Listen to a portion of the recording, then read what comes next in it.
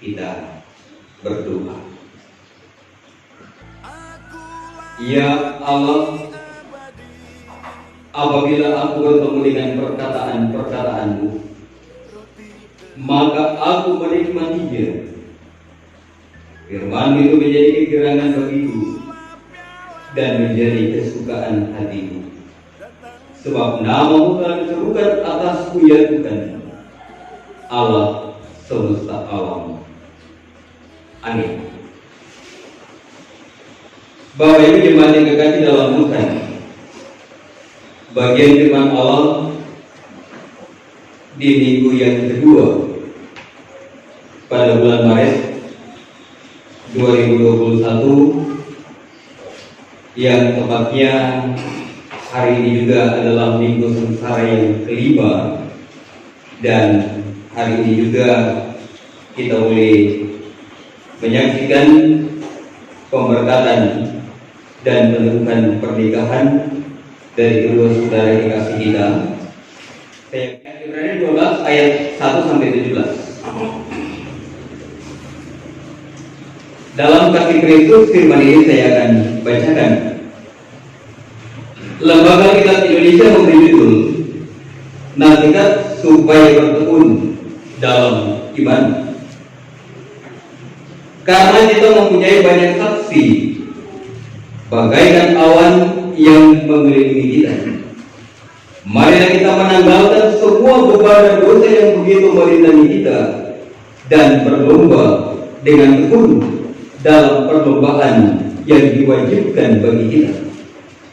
Marilah kita melakukannya dengan mata yang tertuju kepada Yesus, yang memimpin kita dalam iman dan yang membawa iman kita itu kepada kesempurnaan, yang dengan mengabaikan kehinaan tekun memikul salib ganti sukacita yang disediakan bagi kita, yang sekarang duduk di sebelah kanan tahta Allah. Ingatlah selalu akan Dia yang tekun menanggung bantahan yang sehebat itu terhadap dirinya dari pihak orang-orang berdosa, supaya jangan kamu menjadi lemah dan putus asa. Dalam pergumulan kamu melawan dosa, kamu belum sampai mencucurkan darah, dan sudah lupakah kamu akan nasihat yang berbicara kepada kamu seperti kepada anak-anak. Hai anakku, janganlah anggap enteng didikan Tuhan, dan janganlah putus asa apabila engkau diperingatkannya. Karena Tuhan menghajar orang-orang yang dikasihinya, dan Ia menyesa orang yang diakuinya sebagai anak. Jika kamu harus menanggung ganjaran, Allah memperlakukan kamu seperti anak. Di mana terdapat anak yang tidak diajar oleh ayahnya. Tetapi jika kamu bebas dari ganjaran yang harus diderita setiap orang, maka kamu bukanlah anak, tetapi anak-anak gampang. Selanjutnya, dari ayat kita yang sebenarnya kita beroleh ganjaran, dan mereka kita hormati.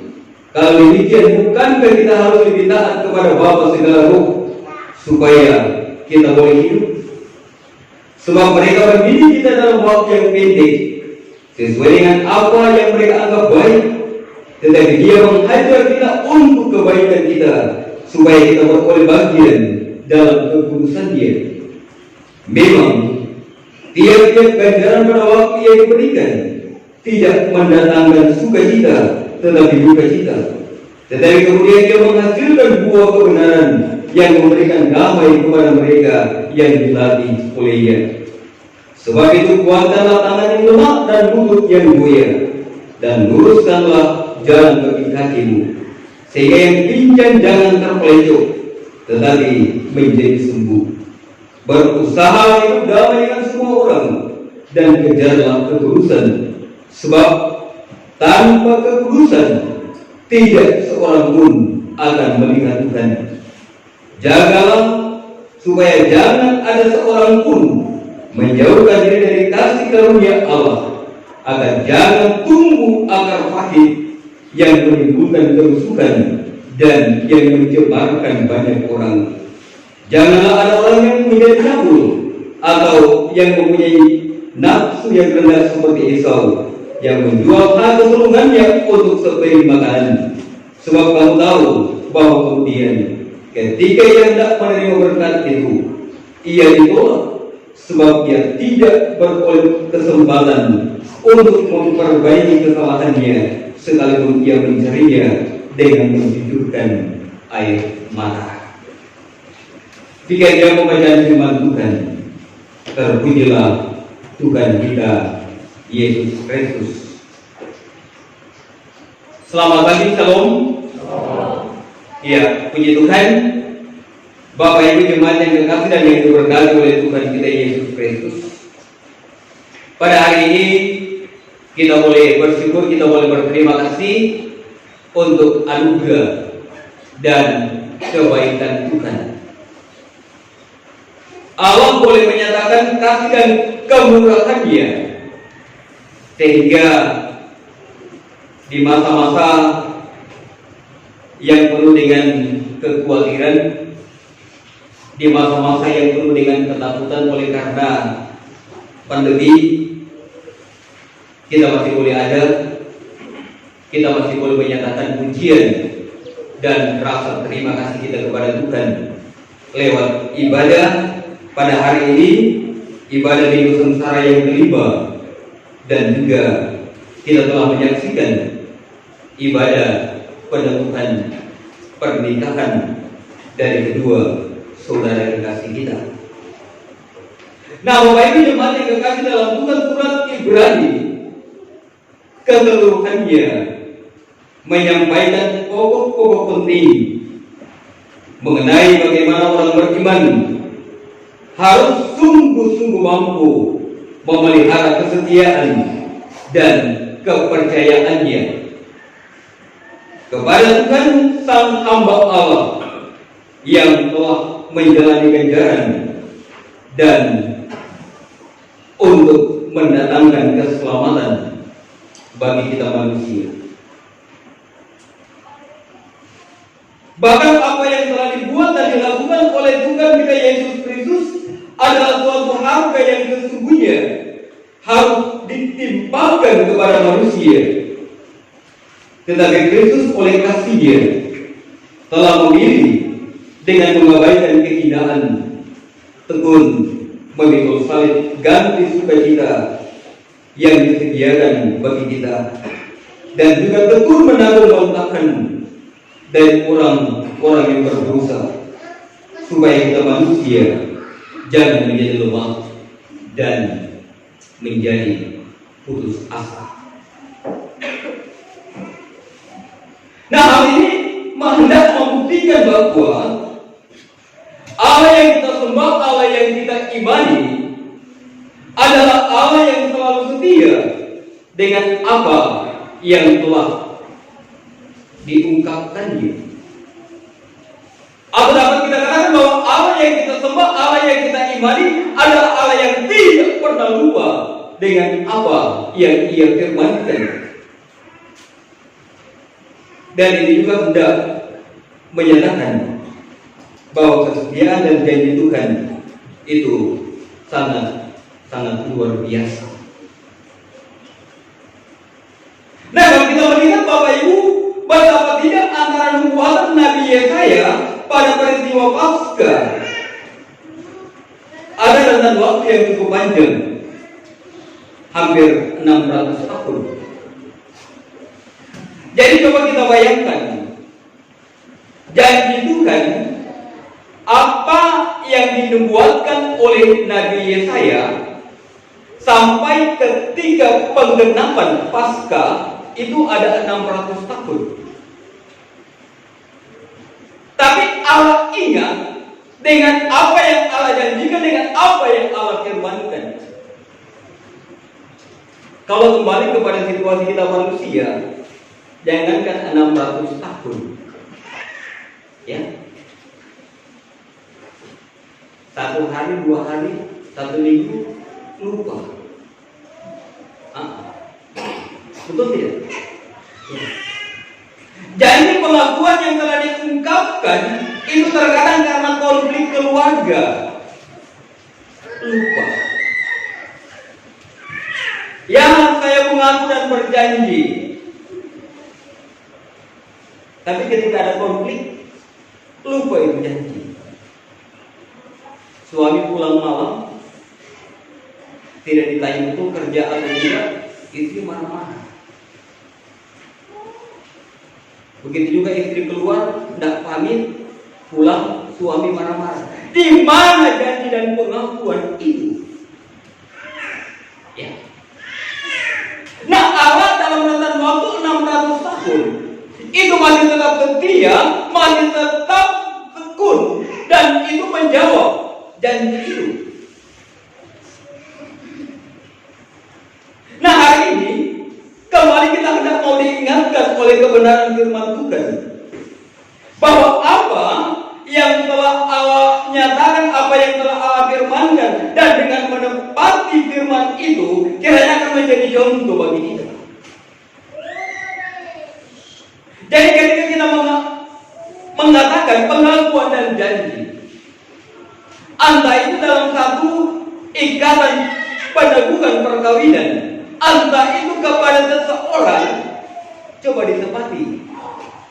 Jangan bahasa Paulus bilang setelah janji, ya, didiamkan. Nanti dikasih ingat, oh iyo kita lupa kasihan, sabar, ya. Nah, hari ini di Minggu Sengsara yang kelima, dalam perenungan bersama tentang bagaimana penderitaan dan kesengsaraan Tuhan, mari kita camkan dalam kehidupan kita satu kalimat yang mengatakan bahwa akan senantiasa merupakan kebenaran jika kemuliaan seseorang yang terbesar bukanlah apa yang telah ia perbuat bagi Allah, tetapi sebaliknya apa yang telah Allah buat baginya.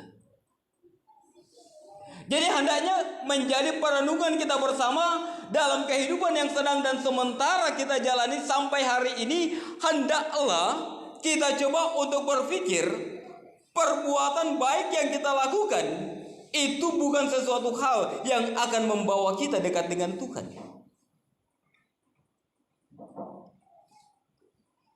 Tetapi apa yang Allah buat bagi kita, itu yang merupakan respon kita bagaimana kita bisa untuk mengembalikan itu untuk kepujian dan hormat bagi nama Allah.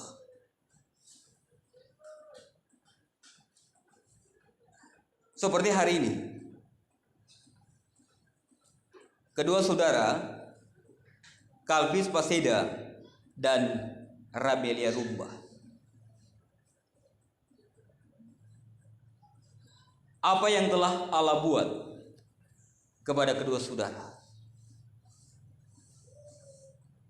itu hendaknya dalam hidup rumah tangga dan keluarga ke depan, buatlah itu menjadi hormat dan kemuliaan bagi nama Tuhan. Ya. Jangan buat Tuhan kecewa. Jangan buat Tuhan marah.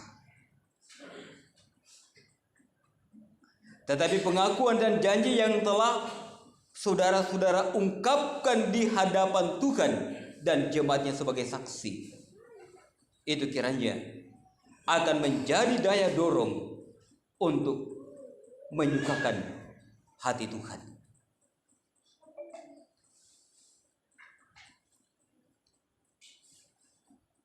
Jemaat Tuhan yang kekasih, di akhir khotbah atau renungan saat ini ada satu pengakuan yang saya ingin bagikan kepada kita sekalian. Pada suatu hari ada seorang bertanya kepada Tuan James, penemu obat yang dapat menolong orang untuk menghilangkan rasa sakit. Dan obat ini mungkin dia sejenis dengan obat bius.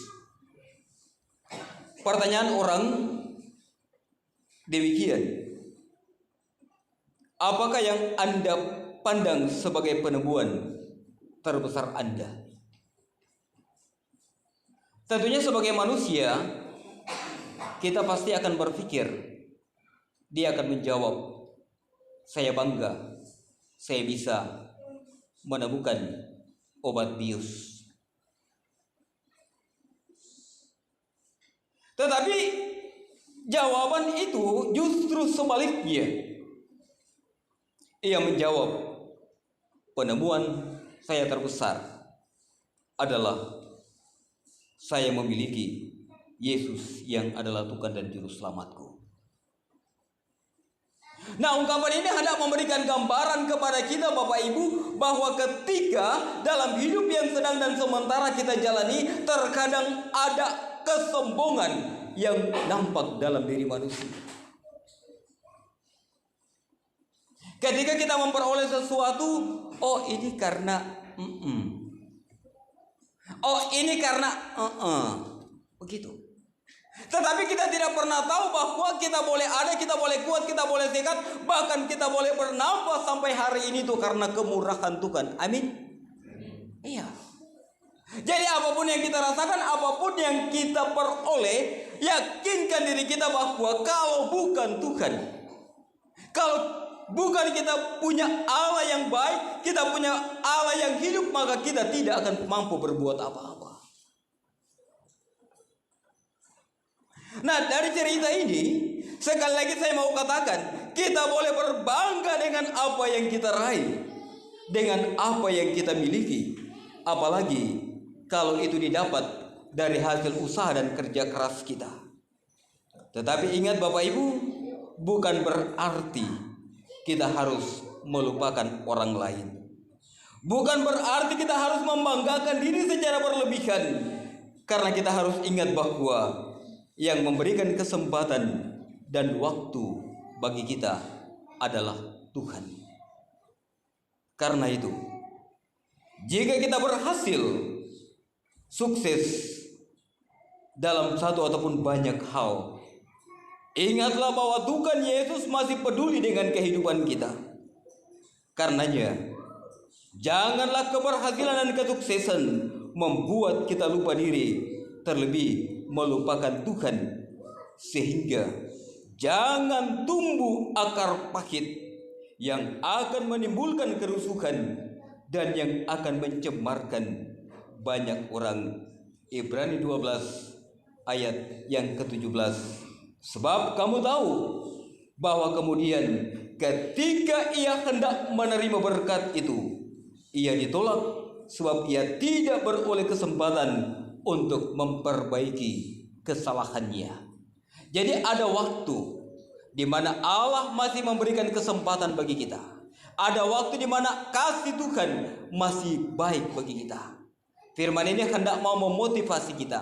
Dikatakan bahwa sebab kamu tahu bahwa kemudian ketika ia hendak menerima berkat itu, ia ditolak karena Tuhan tutup pintu berkat. Jadi haraplah dan terus berserah kepada Tuhan. Artinya, kepada kita sekalian ketahuilah bahwa kebanggaan pribadi yang berlebihan akan menentang kita untuk masuk ke surga, tetapi kerendahan hati adalah paspor untuk dapat menikmati hidup penuh damai sejahtera bersama Tuhan. Shalom. Tuhan memberkati firman-Nya. Amin.